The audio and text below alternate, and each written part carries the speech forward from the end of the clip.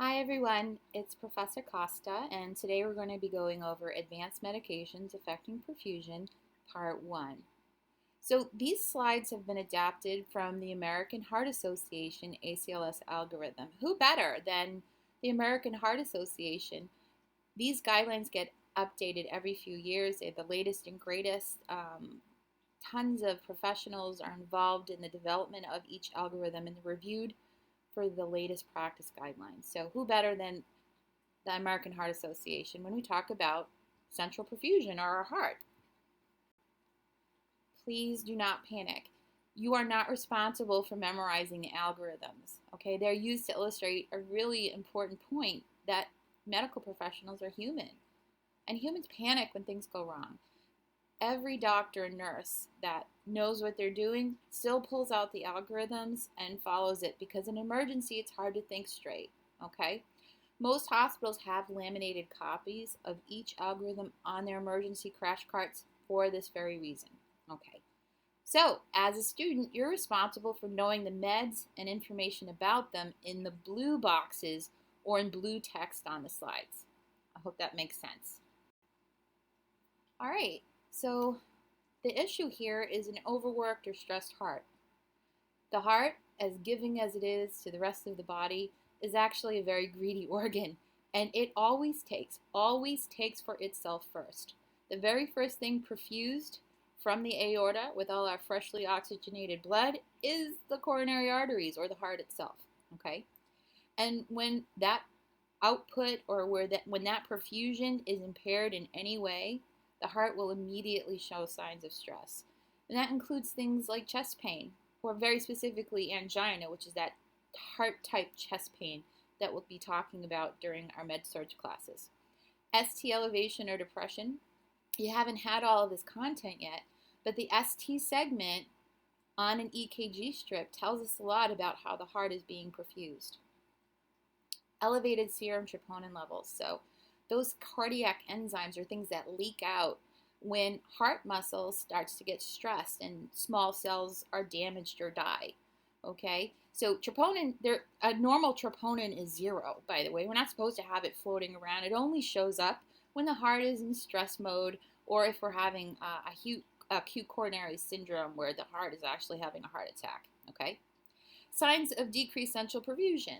So when the heart is stressed out, it doesn't do its job very well, and our output drops. So things like hypotension or a change in mental status, meaning now the brain isn't getting perfused well, or signs of CHF.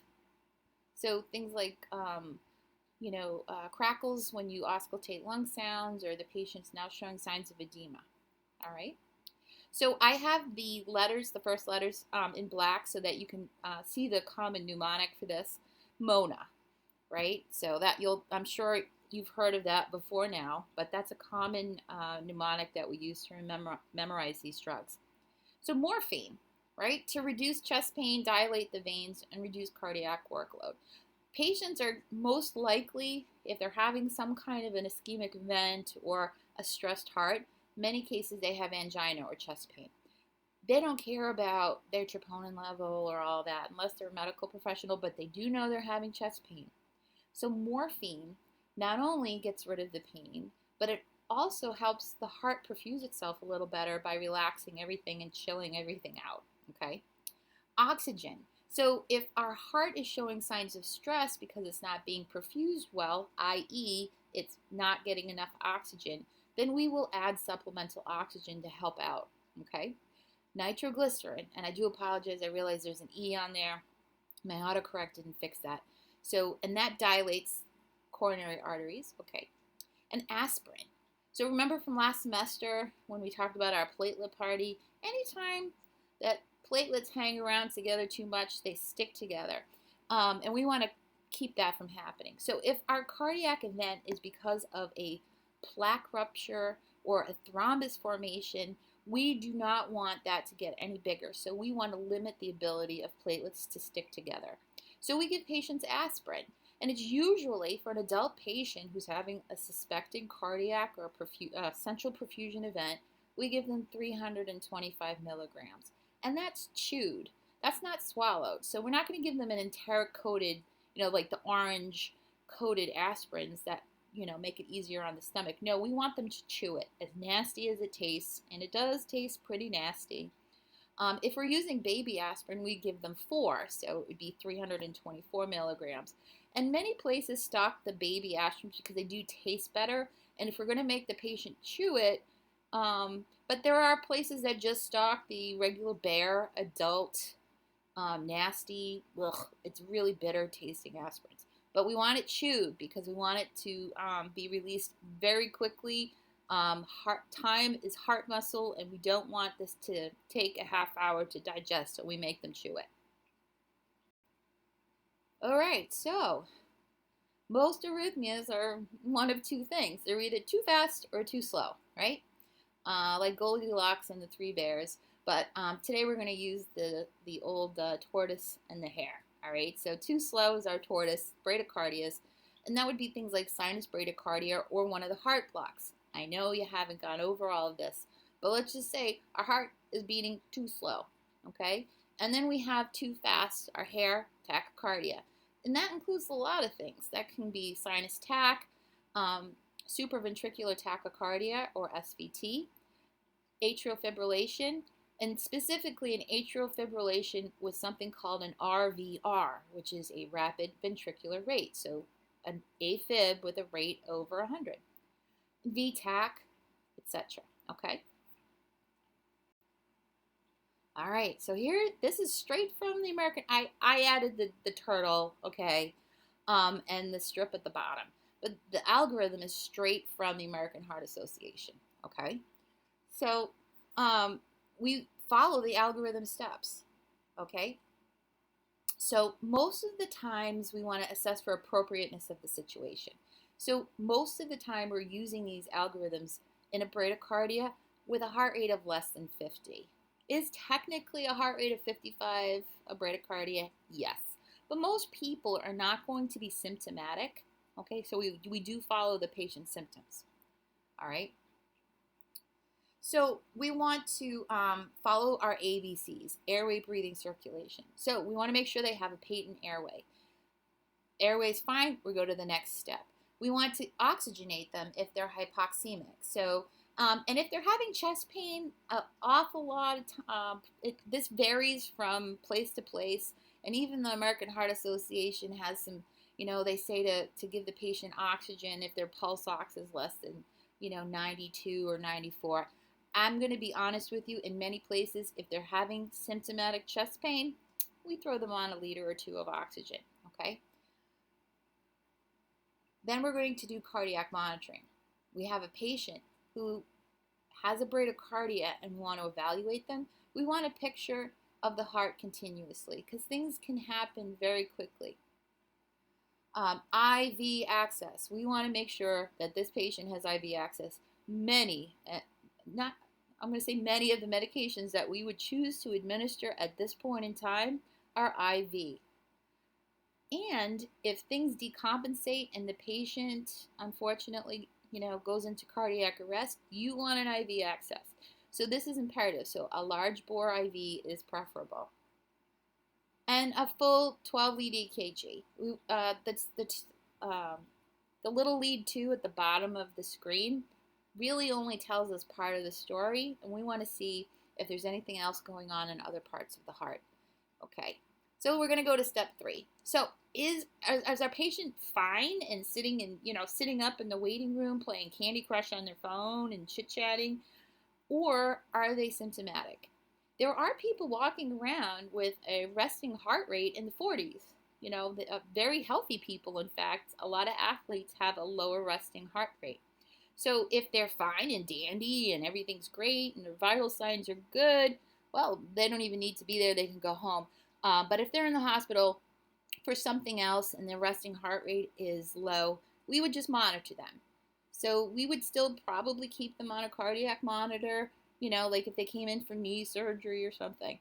But we really wouldn't do it. We would follow the patient's lead. If they're fine otherwise, we do not intervene. If our patient is symptomatic, like they're dizzy, or they're having chest pain, or they're blood pressure is low, any of those things. So if they're symptomatic, then we would go to the next box, all right, which is box 5. The drug of choice, the first drug that we tend to use for a symptomatic bradycardia is atropine, all right? You need to know the name of this drug. It shows up on your boards.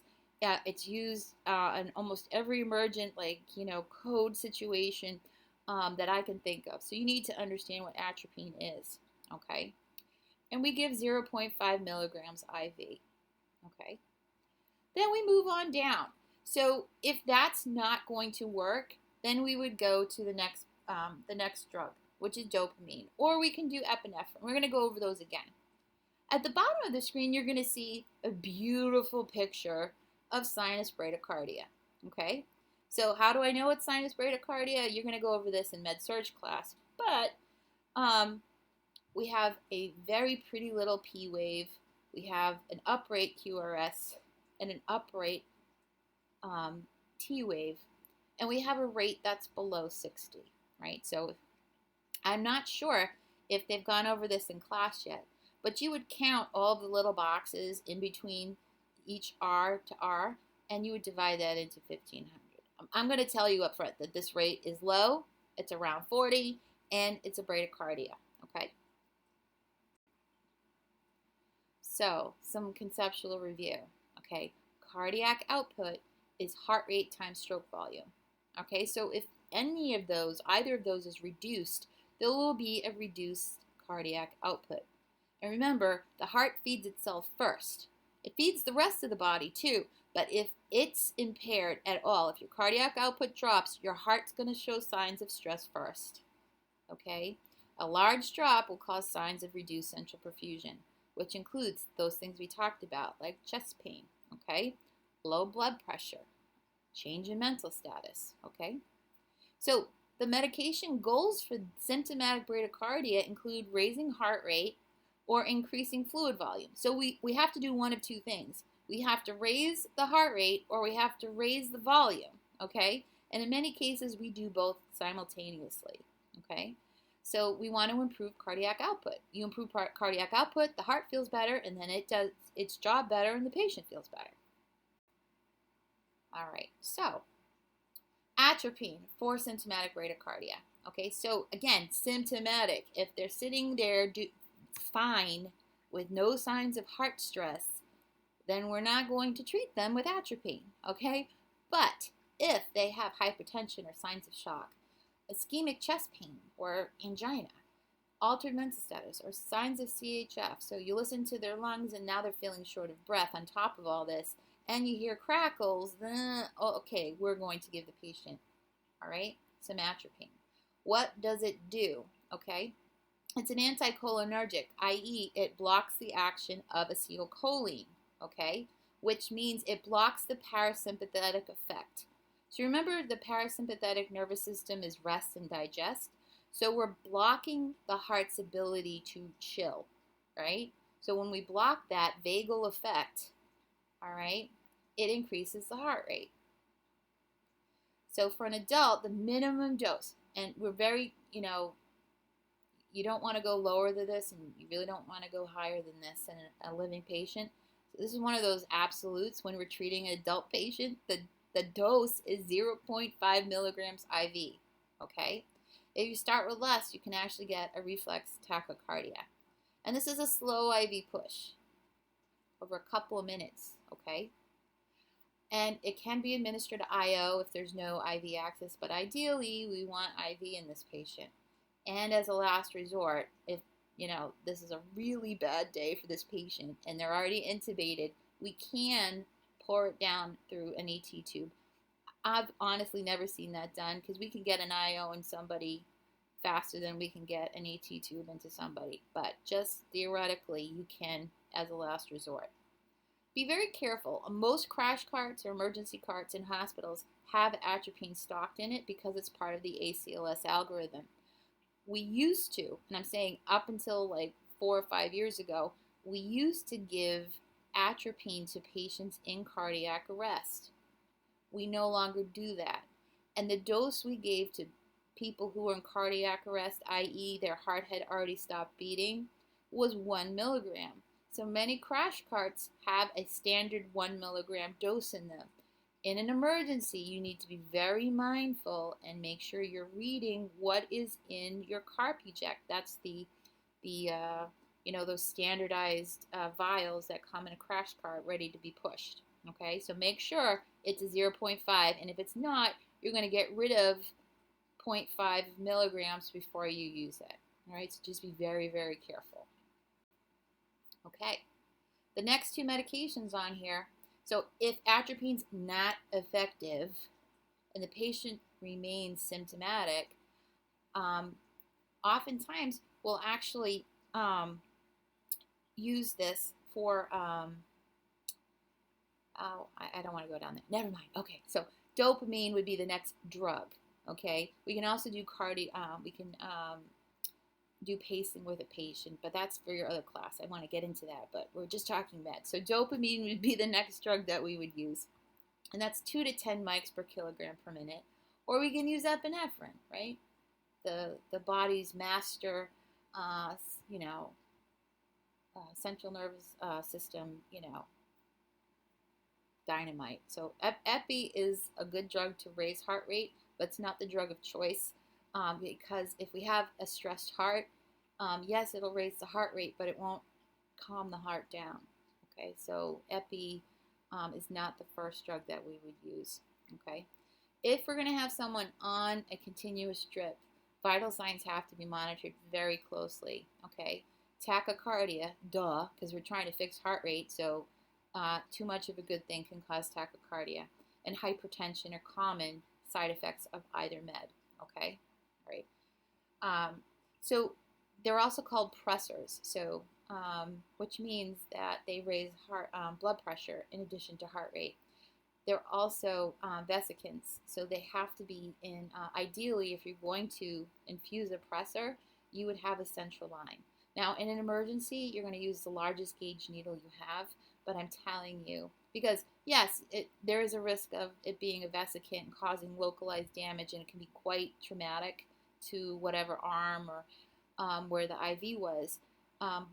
But in the bigger picture, if the patient's going to die otherwise, then yes, we will use whatever we have. But if we're going to have this as a continuous infusion over a period of days, then a central line would be the IV of choice for this. Okay. So epinephrine infusions must be mixed using either 1 to 1,000 or 1 to 10,000 concentrations.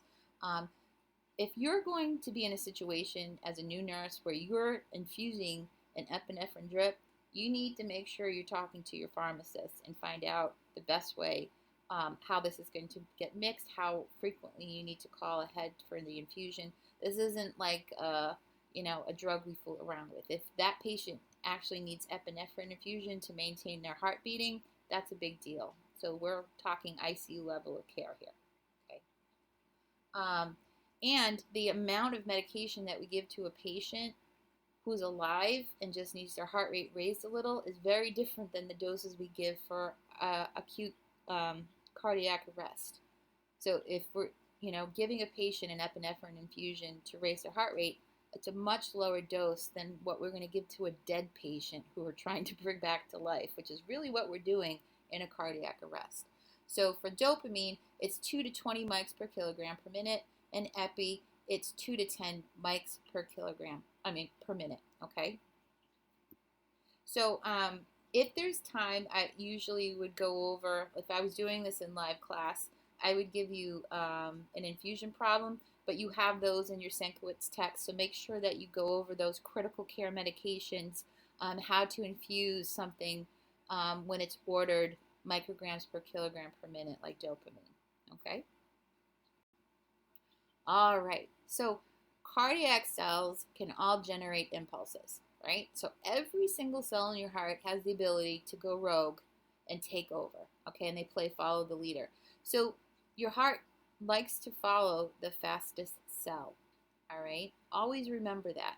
So we can override in a heart that's beating too slow, that's only beating in, let's say, the 40s, we can apply pacing pads in an emergency and do transcutaneous pacing. You're going to go over that in your med surg class. That's what I was alluding to in the last slide, and I got a little sidetracked. But we can override the heart's pacing and make it a little bit faster. So if medications like atropine don't work, before we start a pressor like dopamine and epinephrine, oftentimes we will try and pace the patient and override it with an electrical response instead of a chemical one. Okay? All right, so here's our perfusion case study for bradycardia.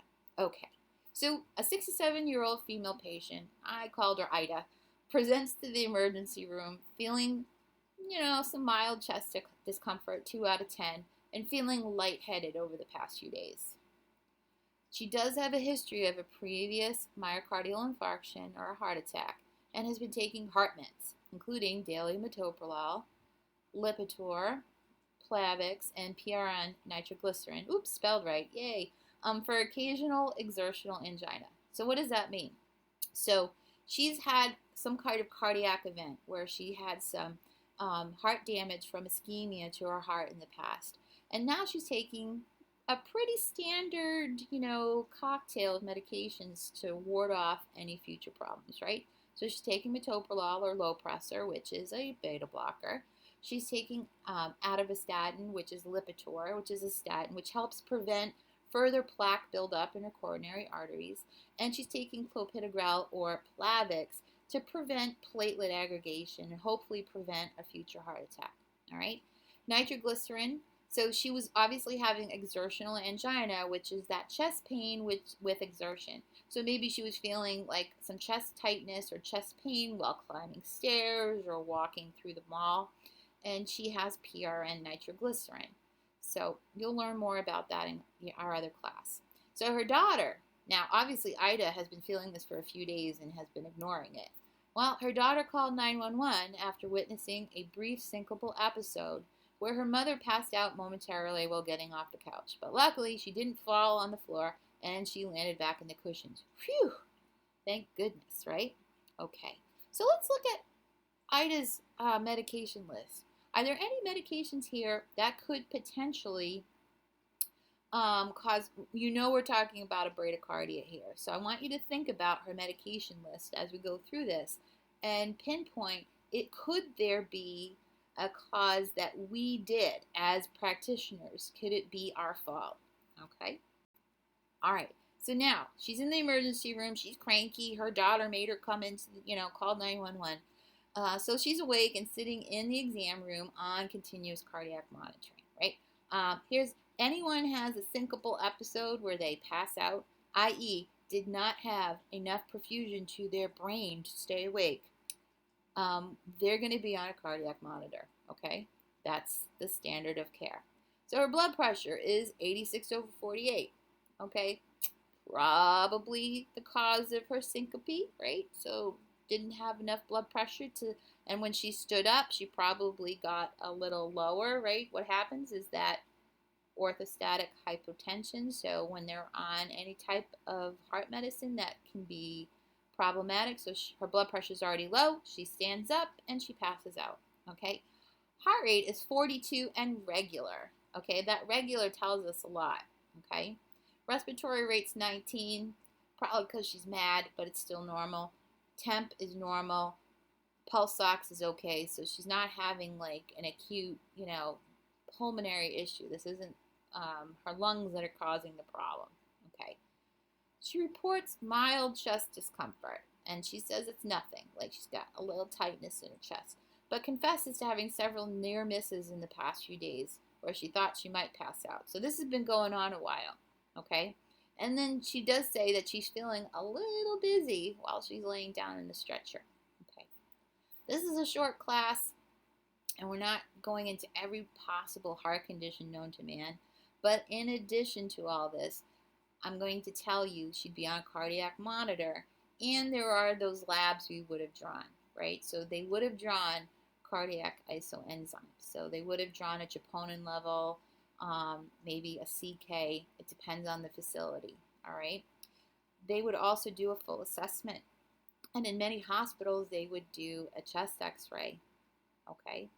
those are the standards of care. They want to make sure there's nothing else going on. Chest x-ray, is she showing any signs of fluid volume in her lungs? Is she showing signs of heart failure? Okay. They may also draw something called a BNP. So they may measure the level of heart, how much is her heart failing, if it's failing, by drawing a BNP. Again, that's in your other class. Okay. So on the cardiac monitor, it appears that Ida's heart is currently in sinus bradycardia with a rate around 42. So this is in a lead 2. All right. When we diagnose sinus anything, we always look in a lead 2. All right. So in a lead 2, we want an upright, pretty little P, and we want a P wave in front of every of those upright QRSs and followed by an upright T wave. Okay, and we have all of those things here. We have pretty little P's, and they're right next to each QRS. All the QRSs look exactly the same. All the P waves look exactly the same. We want, everything identical. All right. And how do I know the heart rate's around 42? You count all the little boxes in between two of the upright R waves, the top of the QRS, and you divide that into 1,500. So I got about 36 little boxes. Divide that into 1,500, and I got 41.6, which is around 42. All right. The other way that you would figure out heart rate is you look at your heart monitor, and the number on the heart monitor is their rate. Okay, that's with a regular heart rhythm. If they have an irregular rhythm, you actually have to do the apical and count for a full minute, because the number will change on your cardiac monitor. So the only way you truly know the heart rate is to count for a full minute. Okay, so we have a symptomatic bradycardia, correct? We have a patient who is experiencing syncope. She is feeling dizzy. She's having mild chest pain, and her heart rate is too low, and it's a sinus rhythm. So her doctor has decided to give her atropine. So atropine 0.5 milligrams slow IV push, and then they're going to watch her on the floor, right? And guess what? Oh, we did this with her metoprolol, right? So it's often a medication problem. There are plenty of other reasons patients go into a bradycardia. They can go into a heart block, but oftentimes it's a medication problem. So they're going to lower her metoprolol dose, monitor her probably for a day or two, try and fix, and make sure that she's no longer bradycardic, okay? So they give her the atropine, her heart rate goes up, her blood pressure. Guess what? When you increase either heart rate or volume, your cardiac output improves, and therefore your blood pressure improves. So her blood pressure turns around. Yay! Okay. Now, I didn't say that we gave Ida, even though she was having some chest pain, she was having mild chest discomfort. Her EKG did not show any kind of EKG changes, and her blood pressure was really low. So we didn't give her nitroglycerin here, okay? Depending on if we thought she was actually having an acute coronary syndrome or a heart attack, we might have changed things around a little bit, all right? But right now, we were talking strictly about symptoms from a low heart rate, all right, which is why she got atropine. Could we have given Ida a little oxygen? Sure, we could have. And in some places, they may have given her some oxygen just to help out a little bit. But her pulse ox was above 95. So in some places, they will not use the oxygen. Okay? All right. So why do electrolytes matter? All right. I know this is a really ugly slide with a lot of it's like, you're like, oh, this reminds me of physiology lab, all those action potentials. But that's really what this is all about. I'm not going to make you memorize the phases like phase 4, phase 1, phase 2, phase 3. I just want you to remember that we're talking about electrolyte channels within these cells, and that's why we have depolarization and repolarization, okay? So we're talking about sodium channels, potassium channels, right? So when we talk about some of the agents later on, and you find out that they block sodium channels, you're understanding a little bit about what part of this action potential we're really affecting. All right, so drugs affecting the cardiac action potential. All right, so we have medications like our sodium blockers, and those are things like the class 1A, 1B. We have our class 4 drugs, which inhibit calcium. Okay, we have the class 3 drugs, which I don't know if I want to go over that right now. Okay, never mind. We'll go over this later. All right, but I want you to remember that we are talking about electrolytes, okay? And it does matter which electrolyte we're affecting when we're trying to slow the heart down, all right? Because we don't like to add these meds to hearts that are going too slow. And I would like to focus for this first class just on the bradycardias, okay? But for next class, I really want you to take a look at this and start realizing what part of the cardiac cycle we're affecting with our medications. All right. So I'll see you next week. Good luck. And that's the end of our lecture for today.